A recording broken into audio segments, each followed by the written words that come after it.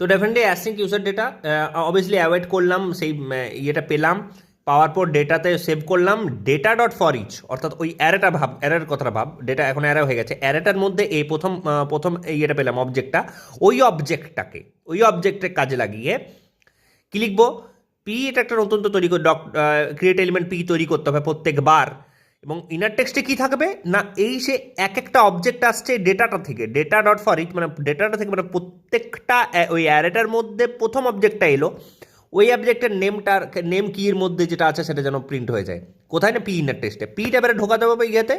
Box dot append, box মানে কি definitely আমি আগে লিখে রেখেছি document dot gate element ID box dot append P হয়ে গেল। ওকে, আমি যেটা বলছিলাম content type application dot slash Jason, এবার ব্যাপারটা হচ্ছে যে আমি জানি না এটা কেন হচ্ছে, বিকজ তখনও কিন্তু আমার মানে জাস্ট ফেচ হয়েছে রেসপন্সের মধ্যে, জাস্ট ফেচ হয়েছে জেসন ডেটাটার মধ্যে অনেক কিছু ইয়ে থাকে,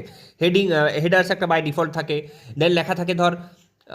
ওকে ওকে, দেন ওকে একটা কি হিসেবে, দেন থাকে ট্রু, তো রেসপন্স ডট ওকে, যদিও এটা এখন অ্যারে বলতে পারি না বিকজ এখন জেসন আছে,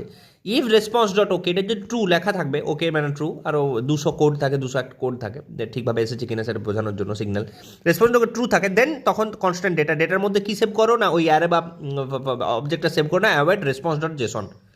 ওই এবার জেসন ফরম্যাটটা সেভ হয়ে গেল। ওকে, এই বলার ছিল আর কি, আর তো আর কিছু বলার নেই। ও হ্যাঁ, স্প্লিট টোটালি কিন্তু একটা স্ট্রিং মেথড, স্প্লাইস হচ্ছে অ্যারে মেথড, স্লাইস দুটোরই। স্প্লাইস কীভাবে কাজ করে না, এক লিখলাম মানে 1 নাম্বার ইন্ডেক্স থেকে হওয়া শুরু হবে ফাংশনটা, মানে ওর কাজ, কমা দিয়ে যা লিখবো ততগুলো ডিলিট হয়ে যাবে, তারপরে কমা দিয়ে যা লিখবো ওগুলো অ্যাড হয়ে যাবে ওখানে,